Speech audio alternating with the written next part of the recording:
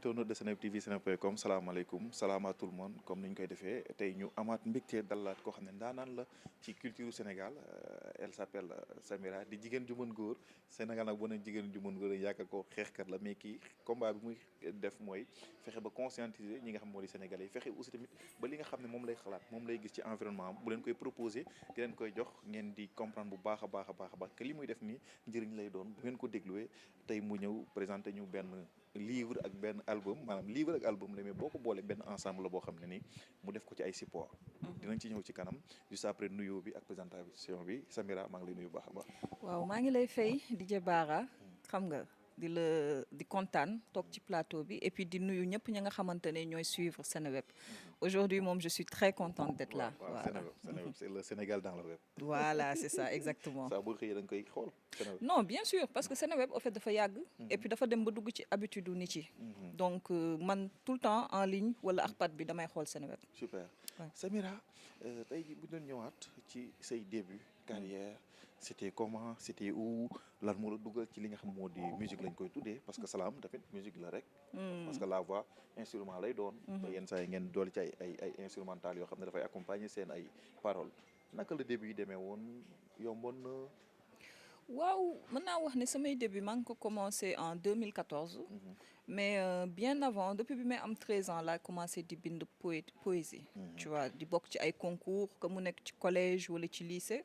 mais après bi ma màggee laa commencé di dem ci yenn soirées yi du collectif Vendredi Slam di tester samay texte de slam foofu. après di dem aussi ci atelier Carrefour poétique yi. nga xamante ne moo daan am Pikine tu vois. En 2014 ñu dem ba en 2017 ma génnee sama premier livre bu tudd Oxymorique boobu c'était un recueil de poèmes et ça a été édité par les éditions Materia Scrita en collaboration ak Gris International. bu ñu jógee ci loolu en 2020 dama bénéficier ci benn bourse de création à domicile bu Africalia benn organisation belge et ça m'a permis de sortir sama projet bu tudd Intro projet bi ci ñaari pàcc laa ko génnee partie EP ak partie podcast. donc loolu laa jot a def léegi en 2024 ma ñëwaat ak sama premier album en solo léegi album bi dama ñëw ak benn pack album maanaam kii bi stylo USB bi ba nga xamante ne il y a tous les 12 morceaux dedans et le livret de lyrics xam nga bu njëkk ba daan nga gis ci CD yi ci biir dafay am benn livret bu ndaw avec les textes effectivement léegi moom laa xaw a réyal tuuti xam nga au moins les gens aussi textes yu ñuy dégg ci album bi ñu mën ko lire et c'est 12 textes 12 illustrations et dans le stylo il y a les 12 morceaux. waaw voilà loolu dinañ ci ñëwaat parce que temps la énergie la xaalis la création la aussi tamit liggéeyu mbooloo la mais liggéeyu mbooloo boo gis dafa am durée boo ko natt. ñetti at ñaari at ñeenti at nga tëju di ci liggéey. 2 ans et demi voilà presque 3 ans que may travaillé ci projet bi. voilà ça a pris beaucoup de temps nag. parce que on a avancé vraiment lentement. parce que quand su fekkee ne da ngay autoproduire. da ngay def benn par benn quoi. ok bi ma commencé di liggéey ak ñoom Drac M bon dama commencé ak benn son ñu continuer deuxième troisième et puis li jëloon temps aussi mooy que ne il y a eu beaucoup de musiciens yi nga xamante ne ils sont intervenus en live. plus de 30 musiciens. et loolu aussi ça prend du temps. et il y a eu aussi le travail de mise en page et puis d'illustration ba nga xamante ne ñëw na et puis je pense que ne ça a pris beaucoup de temps am na ay sons ya nga xamante ne au début jooboon nañ ci après dafa changer dañ ci joobaat si parce que entre temps aussi joué nañ ko ci soirée live yi wala ci soirée SMS yi donc mën naa wax ne si 2-3 ans yi j'ai beaucoup grandi.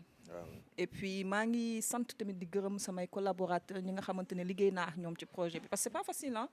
ku ci mel ni Passa ñoom Passa Bit xam nga kii que j'ai pu connaître grâce à kii Illégal Almami.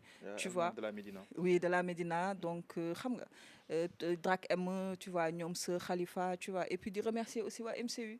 parce que pendant presque 2 à 3 ans chaque jour ngay dem di enregistrer ci benn studio tu vois on t'a jamais mis de restriction wala de limite pour la culture vraiment. voilà donc c'est ça quoi ça a pris beaucoup de temps. bi nga koy jóg lan moo nekkoon sa xel exactement te aussi tamit ci ñan ak ñan nga bëggoon mu accéder fa poétesse bi. pour dire vrai nag sama album bi bari na ay version parce que xam nga rek au début dans la culture soo amee sa benn idée da nga koy partager ak ñëpp. xam nga da ngay gis benn baara nga dem ci baara nekk dama bëgg def album nga demaat fee nga bëgg def album donc loolu rek peut-être perte naa ci benn 2 ans tu vois ba nga xamante ne ça c'est pas concrétisé tu vois donc après man si li ma jàng mooy que ne et aussi c'est benn conseil ba nga xamante ne je donne à tout le monde je donne ça à tout le monde quand tu veux mettre en place un projet yow njëkk ci rek après les gens dinañ la ci fekk si. Ils vont suivre. Voilà c'est ça donc man j'avais dans la tête de faire un album ba nga xamante ne mes textes seraient accompagnés d'une musique un peu afro-jazzy tu vois mais nag entre-temps sama projet bi ça a beaucoup évolué parce que au début grandir la bëggoon laa ko bëggoon tuddee mais après yaaram tu vois après j'ai essayé beaucoup de collaborations qui n'ont pas fonctionné après finalement ma dem ak sama xelu bopp mu tudd poétesse nan nga ko mën a expliquer poétesse maanaam sama écriture dafa poétique depuis bi ma nekkee jeune ba tey et donc pour man même si il y a différentes thématiques dans l'album lépp la nga xamante ne moo leen regroupé poétesse la maanaam genre message yi ñoom ñoo nekk au devant du musique bi du man mais poétesse loolu moo nekk ci kanam c'est-à-dire que ne si lépp lu ma waxuma si rek comme par exemple ni may waxtaanee maax yow dama utiliser ay figures de style dama utiliser benn forme benn fond ba nga xamante ne c'est la poésie moo ci nekk au centre pour délivrer des messages donc loolu moo tax poétesse am na ñu bëri ña nga xamante ne ça soulève aussi une amalgame parce que même titre éponyme bi poétesse maa ngi ciy wax parce que poétesse am na ñuy wax ne ça n'existe pas le mot n'existe pas wala c'est un peu péjoratif tu vois parce que nee nañ femme c'est une poète mais man fi ma ko waxee mooy que ne poétesse dans le texte même être poétesse maanaam ndax bind bi ñuy bind nii am na utilité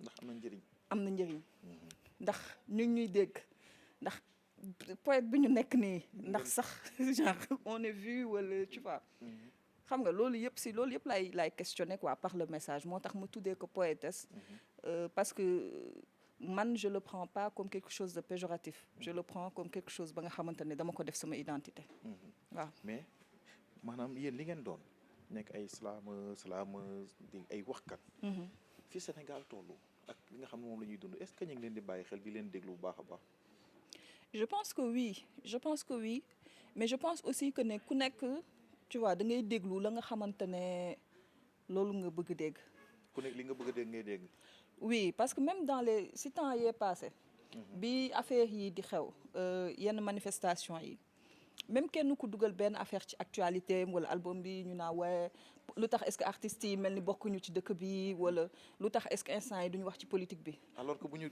gasee xool li ngeen bind mi ngi ci biir bien sûr genre man ku xam Samira Fall di ko suivre xam ne ay textes engagés la am genre man lii di xew ci climat politique et social ça fait plus de 10 ans que maa ngi ciy bind du benn texte bu ma ci am du ñaar du ñett du ñeent bari na mais même loolu soo ko publier sa page le nombre j'aime bokkul ak nga publier sa page benn texte mbëggeel est-ce que yaa ngi comprendre fi ngay waxee donc ci mbëggeel la ñuy gën a focus quoi ñoom si la ñuy gën a focus donc on peut pas dire aux artistes li nga xamante ni ñun tey jii lii mooy sañu gagne-pain qu'on n'est pas investi dans ce qui se passe aujourd'hui dans le monde ñun dañuy bind ci lépp mais le problème en est que c'est le peuple qui n'est pas intéressé wala qui ne creuse pas sur ñun ce qu'on dit tu vois man loolu laa gis poétesse génn na mais moment bi nga koy génnee dafa tombé ak jamono bi yan stratégie nga aboon pour bàyyi ko moom mu dund malgré contexte dëkk bi waaw parce que ñun en fait bi ñu doon planifier ñun li ñu gënoon prendre en compte même c'était les élections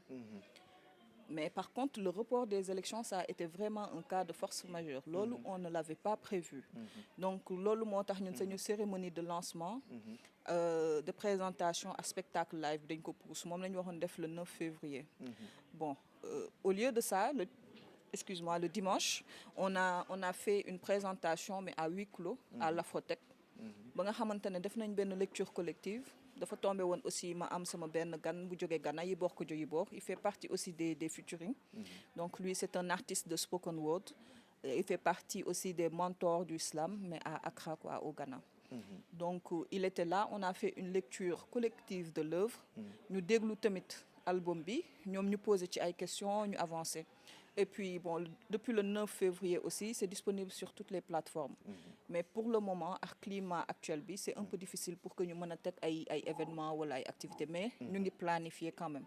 Et bientôt, on va vous revenir avec des dates. Disponible na ci plateforme yi aussi. Ouais, disponible wax na ci nga ko mais aussi plateforme en support physique parce que da nga ko def ci clé USB bile. bi nga xam ne stylo la en même temps wanewaat mbind mi aussi tamit. waaw mbind mi nga xam dañ koy bind di koy déglu. mi ngi ci li nga xam moo di clé USB bi mais aussi tamit mu nekkaale ci livre bi nga xam ne ni moom nga ñuy proposé ñuy gis jigéen boo xam ne ni dafa def xaw ma lii lan la laa ko mu tuddee tagal bi Samira lii waaw coiffure bi takkaay yi. waaw la croix d'Agadez hein waaw. waaw sama croix bi exactement. waaw parce que sooy seet lii je l'ai fait avec la laine et puis di remercier Sira moom moo def maquillage bi moo def aussi coiffure bi. mooy infini make-up. lii nii xam nga lu muy matérialiser baara. waaw tey jii yow am na la nga xamante ne foofu nga jóge loolu nga dund ci animation. loolu nga dund ci sa famille loolu nga dund ci mbedd mi.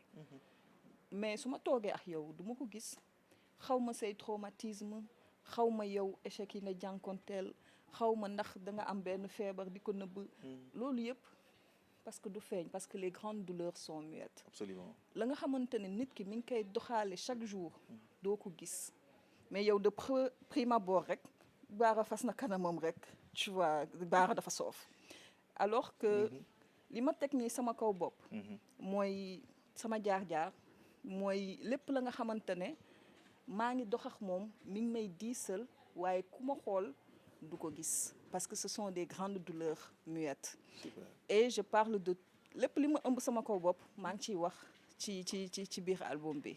c'est-à-dire parce que nit ku nekk am la nga xamante ne moo tax yow tey jii nga nekk ki nga doon. moo la forgé. te li tax nga tax moo tax a tax te loolu la teewul vidéo mais aussi da nga wax benn wax bu doy waar am na yoo xam ne mi ngi koy dundaale te ñu bëri xamuñu ko loolu dañ koy retrouver ci benn son bu tudd Soda moom laa la jox nga liiral ñu.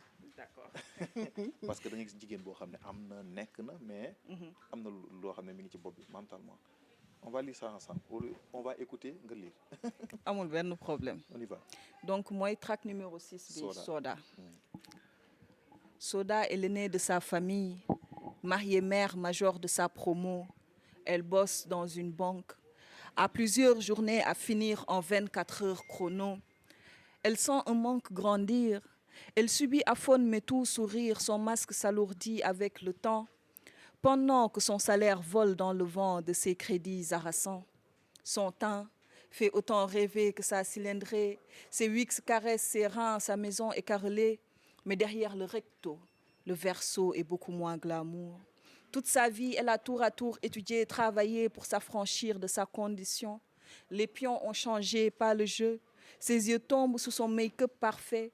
Elle pensait briser le plafond de verre, à cocher toutes les cases de la société. Maintenant, la voilà prise au piège. Au carrefour où le paraître siège, Soda est belle, mariée mère travaille. Sur son passage, tout le monde se retourne et lâche. Machallah. Apparemment, Soda est la femme qui fait rêver, mais son quotidien à elle est un cauchemar silencieux. Elle sauve les apparences de son mieux, entre boulot, maison et famille. Les gens sont à milieu de s'imaginer son calvaire. Au travail, elle en fait plus comme si elle devait justifier son salaire. Elle galère avec l'ego macho de ses compères, s'énerve rarement en public pour ne pas être traitée d'hystérique. Le soir, après s'être occupée de ses enfants, elle s'endort seule et ne pipe mot quand enfin son mari rentre au milieu de la nuit, arguant une énième tardive réunion, alors qu'elle sait qu'il a arpenté les trottoirs de Dakar avec son troisième pied. Soda voulait casser le plafond de verre, elle a soudé le ciel en acier. Maintenant, elle rêve de ce bleu et de voir les oiseaux voler. Soda est belle, mariée mère travaille. Sur son passage, tout le monde se retourne et lâche. Machallah. Soda voulait casser le plafond de verre, elle a soudé le ciel en acier. Maintenant, elle rêve de ce bleu et de voir les oiseaux voler. Elle rêve de l'odeur des musées, des couleurs d'autres contrées. Son quotidien est devenu sa prison, dont elle rêve de s'évader. Soda.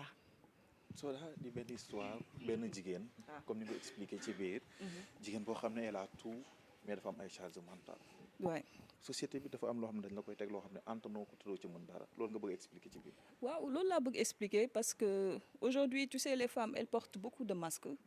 lu tax ma jël exemple Soda parce que Soda ñëpp a ko ñee genre su rombee dañuy naa macha allah tu vois c'est la femme ba nga xamante ne elle est très belle elle est mariée elle a des enfants elle a un très bon poste elle a une voiture elle habite dans une grande maison mais li muy dund mënu ko nettali kenn entre les infidélités de son mari entre tous les prêts ya nga xamante ne war na ko fay entre tamit tey jii belle famille bi suñu bëggee moom mu dem xew wala truc tu vois même au travail elle peut pas s'énerver comme s'énerverait un homme parce que tey jii dañu naan position ba li mu doon jigéen moo tax tu vois et elle porte un masque et elle s'ennuie dans son quotidien parce que amatul sax temps pour moom tu vois donc c'est un peu contradictoire parce que apparemment ñëpp a ko ñee waaw ñëpp a ko ñee ñëpp suy romb dañuy naa macha allah alors que li muy dund moom rek moo ko xam ndeysaan moom rek ko xam nga di jigéen nga gis jigéen niñ leen def récemment foofu laay sax ñëwee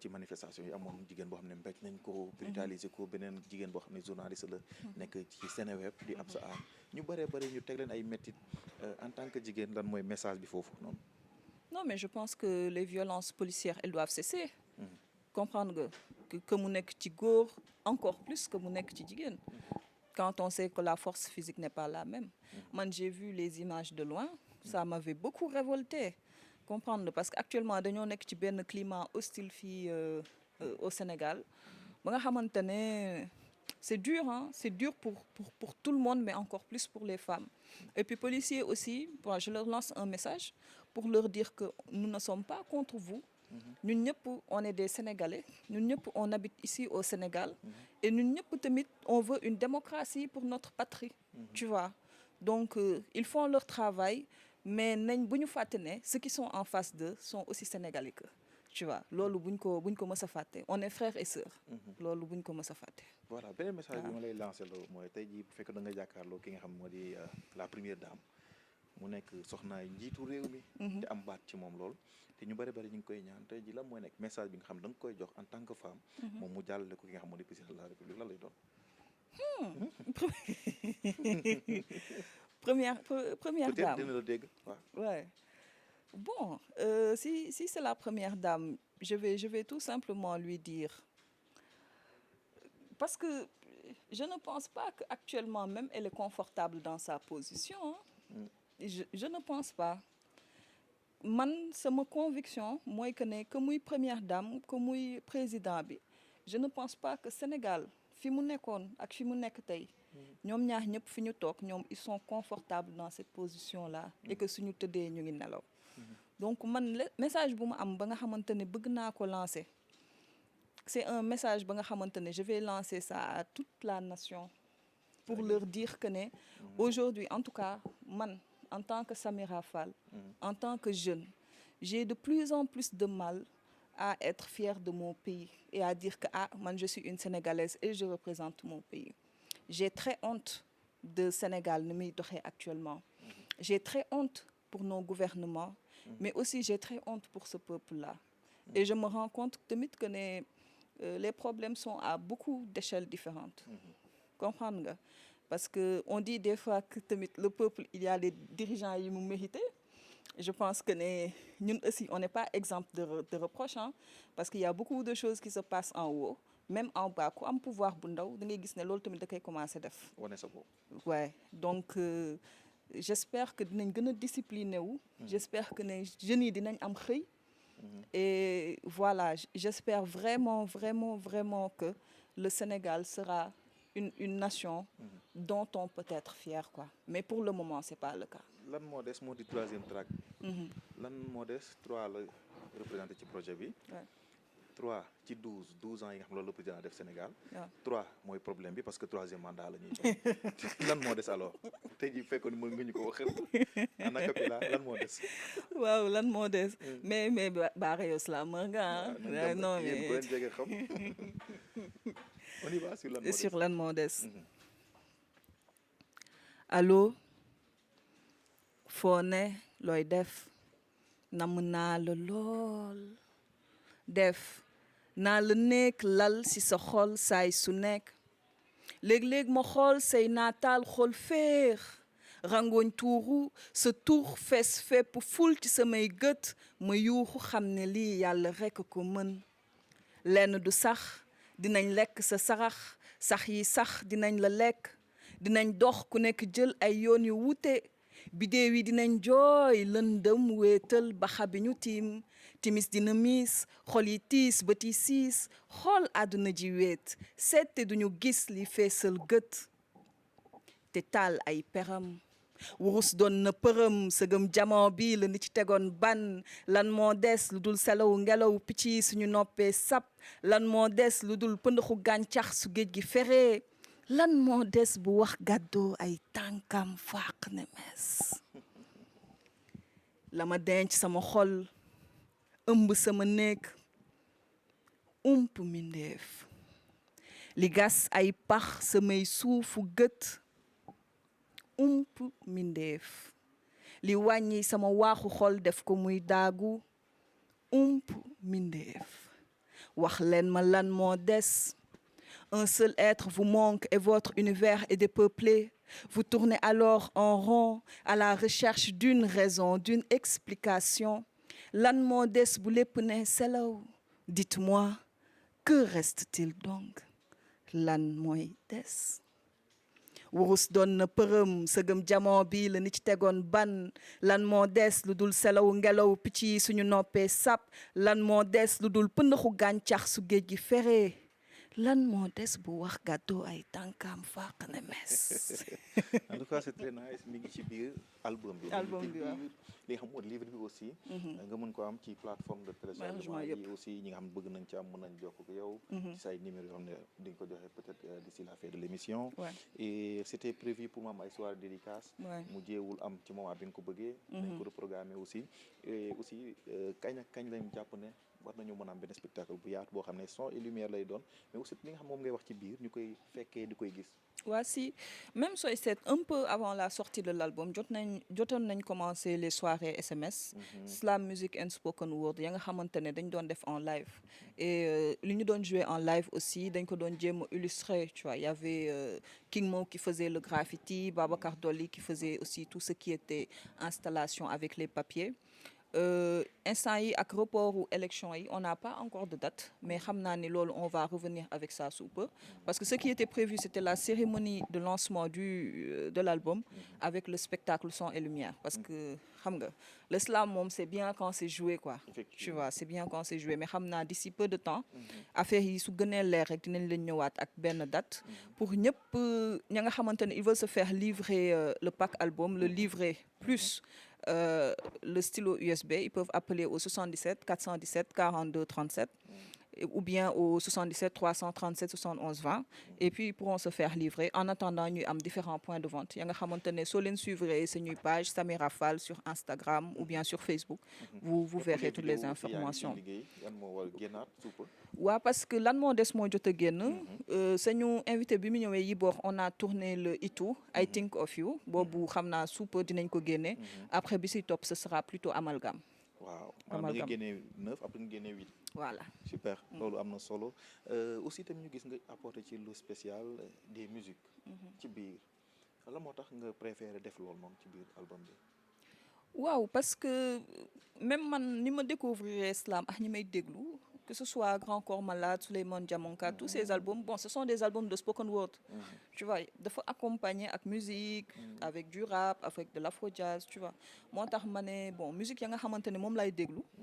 Dinaa ko accompagner ak texte yi et puis aussi ça permettra mu gën a digeste à l'oreille. Absolument. gars yi ñi koy déglu donc c'est plus son bu nekk am na benn instrument traditionnel. Donc c'est plus de l'afro-jazz, de la soul, am na amapiano, am na rap, am na tuuti mbalax. lépp a ngi ci biir. lépp a ngi ci biir. super kon daal bi Slam 2.0. voilà c'est ça exactement. voilà la nga tàggatoo ñu doon seetaan aussi dénkaat leen par rapport ak sa projet dénkaat leen aussi tamit par rapport ak li nga xam ne mooy nekk sa xel di dem ci seen xol. waaw en tout cas Bara man kontaanoon naa trop. ñëw fii ci Seneweb. Donc je voulais venir depuis très longtemps quand même. mais xam nga sooy liggéey ci benn projet tu vois man bëgguma génn tant que j'ai pas quelque chose de lourd voilà à présenter donc c'était un réel plaisir et puis di wax gars yi ñuy suivre bah mais Poétesse est là. Poétesse parle de mon vécu, parle aussi de mon environnement immédiat. Il y a beaucoup de thématiques et puis il y a beaucoup de différents sons. Il y en a 12. Dem leen ngeen streamer ko ci plateforme bi, ceux qui veulent le pack album, appelez sur les numéros. Et puis très bientôt, je vous reviendrai avec les dates. Voilà pour le spectacle et la cérémonie de présentation. Yes, Voilà. maa ngi lay ziar baax a baax. Et puis di remercier di remercier parce que xam nga daa am ñu bari ña nga xamante ne jàpp nañ ci combat bi que ce soit la MCU de Wakam ñëpp ña nga xamante ne plus d'une trentaine de musiciens de chanteurs ya nga xamante ne participé nañ si ku si mel ni ay Diane Adams ils ont fait des chœurs dedans ñoom Gina Sané ñoom Mami Kanouté tu vois ñoom ñëpp participer nañ ci beaucoup de musiciens qui ont joué dessus di remercier aussi ñoom Passa beatmaker Drac M aussi à la composition di remercier ceux sonal naa ko ci trop ci mix ak master non Sir Khalifa Sir Khalifa tu vois et puis Djib Anton aussi qui a fait toutes les illustrations les 12 illustrations ak Ismaël bi def photo yi tu vois ak Bradoro bu def mise en page bi et puis remercier aussi parce que la FDCU ba nga xamante ne ils ont permis à ce que ce projet puisse se faire et puis à tous les partenaires ñëpp ña nga xamante ne fàtte naa leen aussi maa ngi leen di remercier et toute l'équipe tu vois qui ont permis aujourd'hui de pouvoir travailler sur ça. Merci beaucoup Samira. Merci ban nga bëgg amalgame wala bu la neex xool bu la neex. ma xool bu ma neex waaw est-ce que duma leen ñamal amalgame. sur ce man maa ngi leen di tàggu di leen dig daje beneen yoon ñu bàyyi nag ki nga xam moo di Samira bi nga xam moo génnee Poétesse bi ni disponible na ci plateforme yi disponible na aussi tamit fépp foo woote ci numéro yi stylo bi rafet na trop. livre bi rafet na mais son yi ñoo ko dàq. donc kon boog lii bu rafetee li ci leneen dàqu ko. donc allez découvrir ça ma bàyyi nag moom mu defal leen amalgame. son bi moo tudd amalgame mais moom du def amalgame on y va. mais amalgame bi da nga ma si jàppale. parce que waaw da nga may bakkel su ma ne amalgame nga ne amalgame. ok amalgame laay wax. waaw na ñëpp jàpp amalgame. na si ñëpp jàpp amalgame amalgame. merci rappeur laa ko seqal nag. Slam.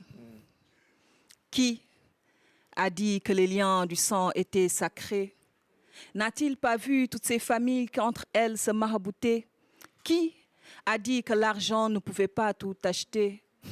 C'est sûr que celui qui a dit ça n'était pas sénégalais. Si l'amour n'a pas de prix, dites-moi qui fixe le montant de la dot. Si l'humain n'a qu'un seul cœur, comment peut-il signer polygamie?